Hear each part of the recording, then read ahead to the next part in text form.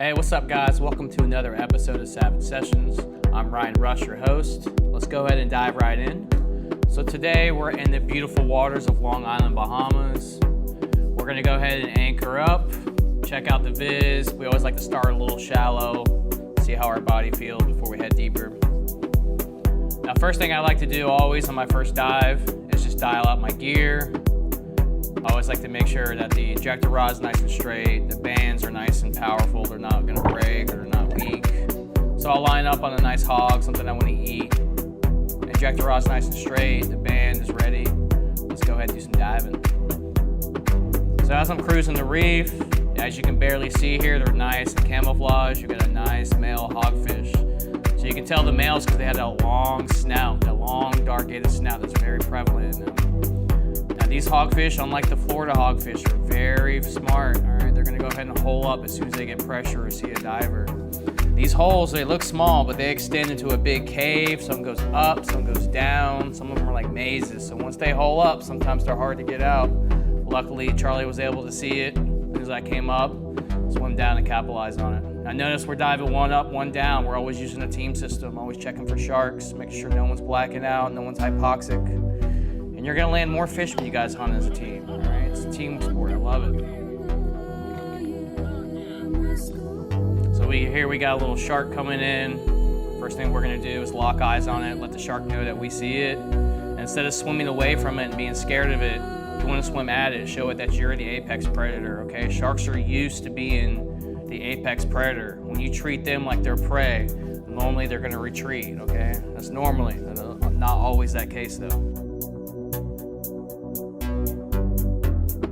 Here in the Bahamas, we don't really use the typical chum. What we do like to do is we'll use lobster heads because that's gonna keep the sharks away, but it's still gonna attract the bigger muttons, bigger hogfish.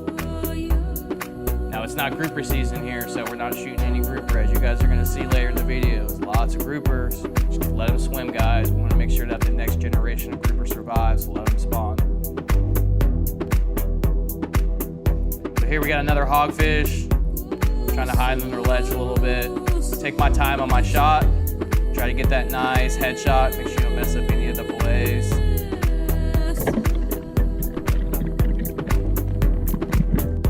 Here we got Charlie. He has I think it's a muttonfish. He's got holed up.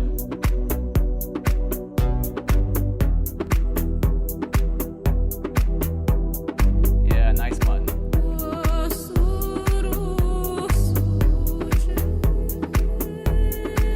His lips are nice and pink, it's not hypoxic. Always being a good safety, always diving in teams. All right, so here we see a cubera. It's kind of swimming off in the distance. Kenzie, stop chasing it! You're spooking it. Kenzie's going at it. You never ever want to chase a cubera snapper. That's the last thing you want to do. If that cubera snapper feels threatened at all, it's going to kick its tail and you're never going to see that thing again. So what we're trying to do here is act like we're not interested at all, so we just turn around and head back towards the reef. Now, at the same time, I'm using my peripheral vision on my right side, and I'm looking at that snapper silhouette. I'm looking to see where it's headed, what it's doing. Now, luckily, it didn't feel threatened. It actually went back into his cave, into his hole, and I was barely able to see it just in time off in the distance. So here I'm taking my time. I'm headed back to the hole, making sure that I'm not making any splashing with my fins on the surface, making sure I'm nice and hydrodynamic, not causing any sound waves or displacement of water to travel through that fish, let it know I'm coming down to check it out. Just focusing on the position that I want to approach this fish. I know there's multiple entrances to this cave.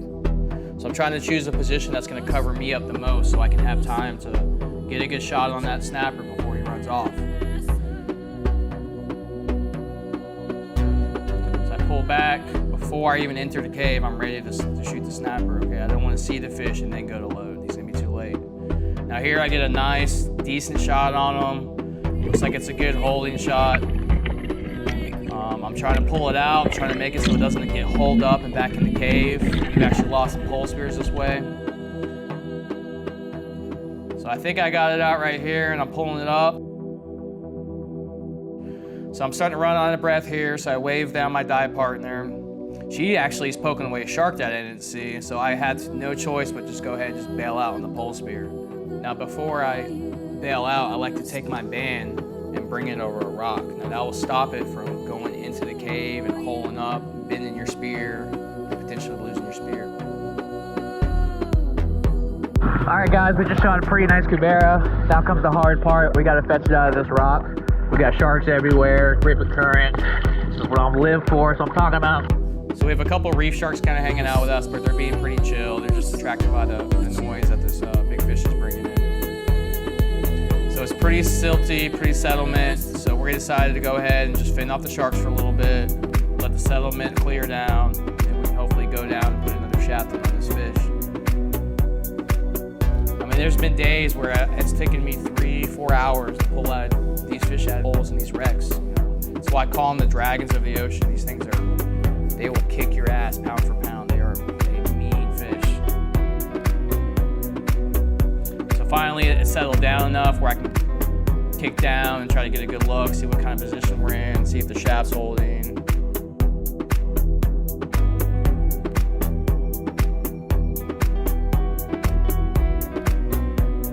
I go to aim, I go to load up, and unfortunately I noticed that the cubera ripped off. So here I'm trying to figure out exactly where his hole or his cave could be. I know it's around here somewhere.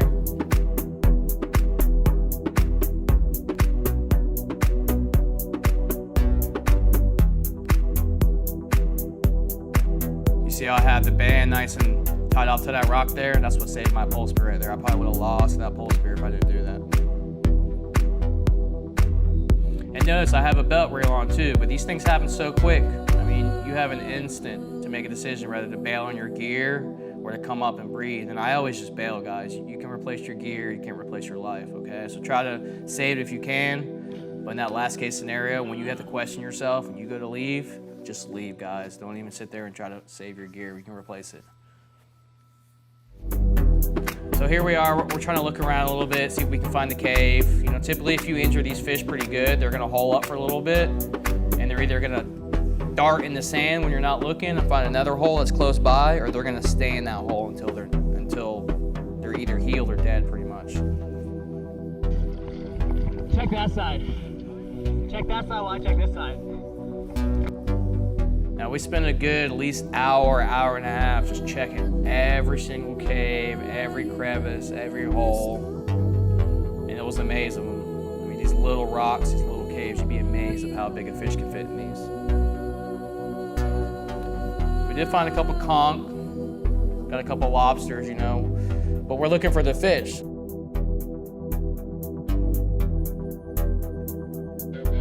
Probably. That makes me think he's definitely maybe in there now. Maybe he's in that back then. But dude, I don't see where it goes, bro. Dude, where does it go, dude? So we decided to take a little breather on the boat. Let the shark situation chill out. Maybe the cubera will be a little bit more confident. It's not displacing the water and everything.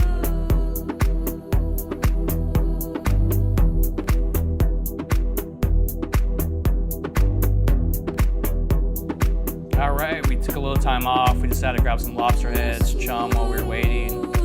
Now we're gonna go see if we can find this cubera.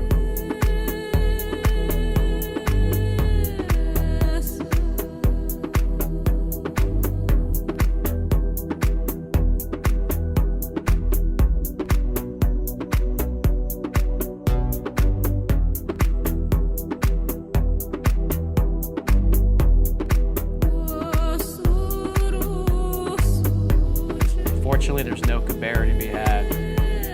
Good game, fish, good game. All right, here we have Charlie lining up on a nice margate. Now these fish typically aren't sought after in the States. However, they make great fish stew here in the Bahamas. If you haven't had local Bahamian fish stew, I highly recommend it. Again, guys, when we're hunting to be selective. If we kill something, it's because we want to eat it. So I wanted to pan fry a nice snapper, and Schoolmaster make great pan seared snapper. So I shot this nice snapper, and he was pretty held up. As you can see, it was kind of a maze under there of rocks and crevices. Just goes to show you how easily these fish can get tangled up here.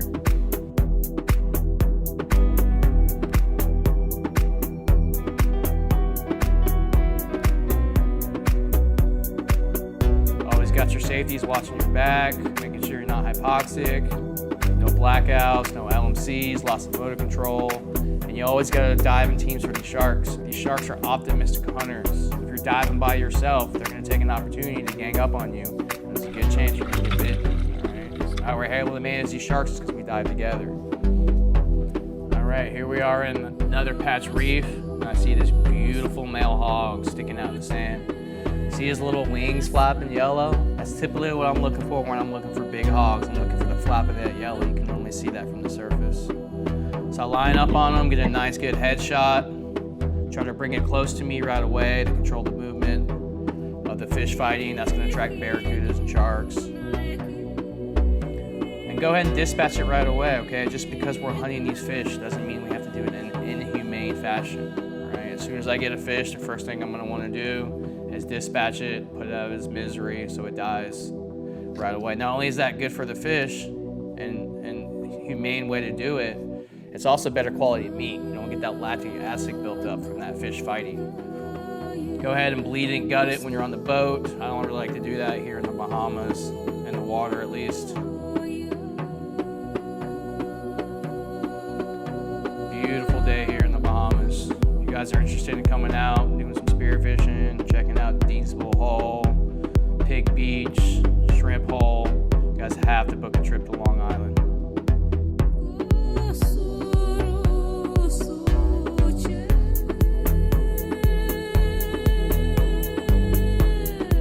Here, I see another nice hogfish, nice and camouflaged, tucked into the reef. Notice I'm not going to shoot that fish right when it's close to the reef, right? That would mess up my pole spear. I would probably get my tip stuck in that reef and it would mess up the reef.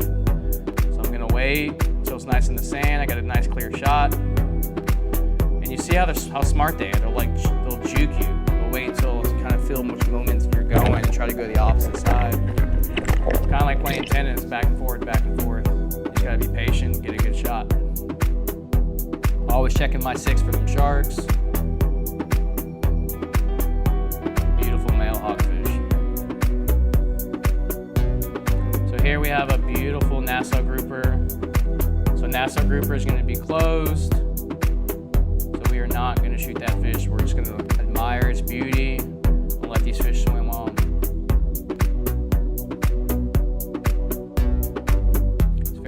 Guys to follow these local laws, okay? They're here for a reason.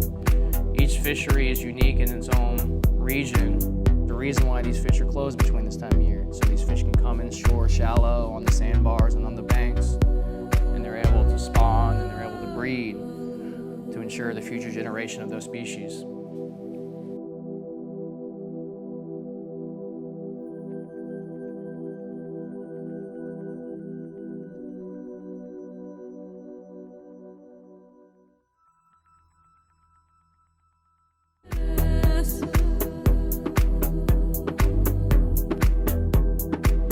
Kenzie with a beautiful hogfish. She loves shooting some bats. She loves some hogfish. Now it's time to go for lobsters, okay? We typically go for the fish before we go for the lobsters because the lobsters aren't gonna go anywhere. They're just gonna hole up. The fish will swim off. Sometimes you gotta get in there deep, get a good angle on them.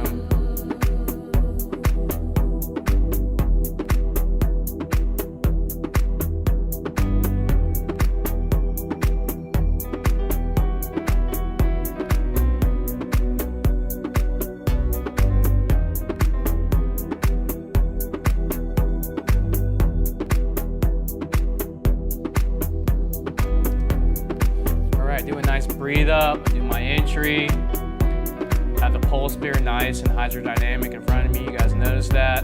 I'm gonna load on my way down because I already see my targeted species. You get that lionfish and you get that nice big lobster there. I don't know how I missed that shot. My rubber band broke and I have to do it by hand now, kind of hold the slip tip in place and try to get a shot in.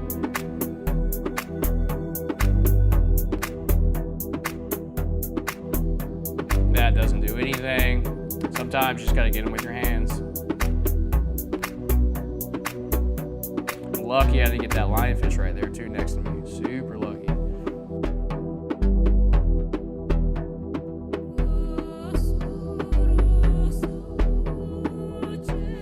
back down for that other lobster. Making it look easy, right in the face. Now you guys see that little noise they make? That noise will attract sharks. So you guys, when you're getting your lobster and you hear that noise, watch your six. End up being a beautiful lobster, nice big male lobster. Speaking of beautiful.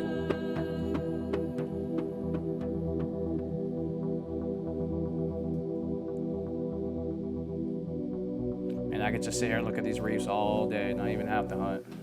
Hang out with the baby fish, see how close I can get them to come up to me.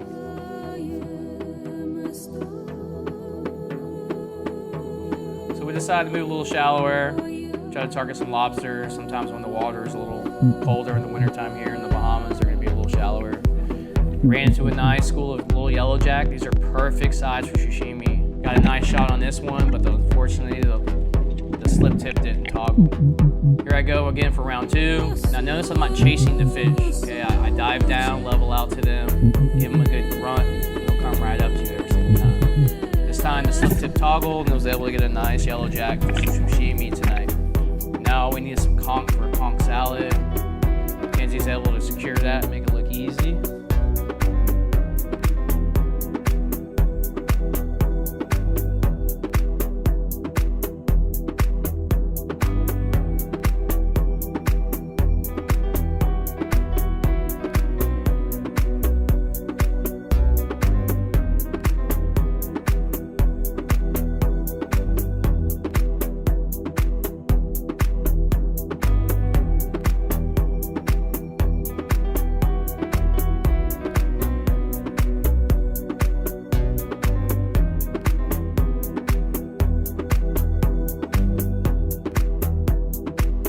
Just the antenna out.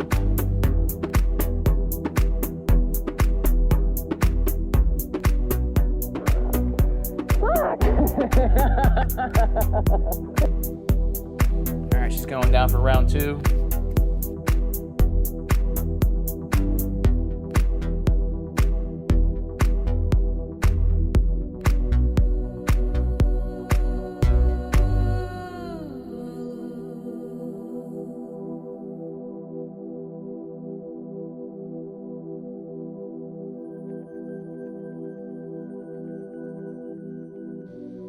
Now sometimes the lobsters just out lobster you. All right, now that we have groceries secured, time to go have some fun, time to start drinking. Yes sir, yes sir. New boy Bonnie Mike, and on the track with another motherfucking hero. All of my soldiers have to run up, run up. All of my soldiers put the guns up, guns up. All of my soldiers have to run up, run up. All of my soldiers put the guns up, guns up. I'm a murderer, I'm a murderer. Yeah, yeah, yeah, yeah. I'm a murderer, I'm a murderer.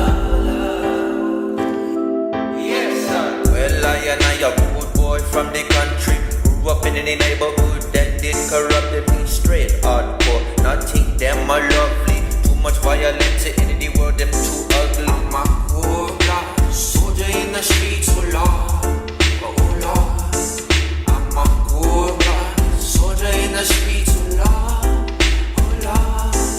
I'm a cold-blooded soldier up in the streets. I leave a whole ass punk nigga fucking deceased. I thought I told ya, my money growing older. Motherfucker, yeah, my team big like some boulders. You don't really wanna go and come and step with me. Got my machine gun locked and loaded, now can you see? Tell me what's next, rude boy in full effect, yes.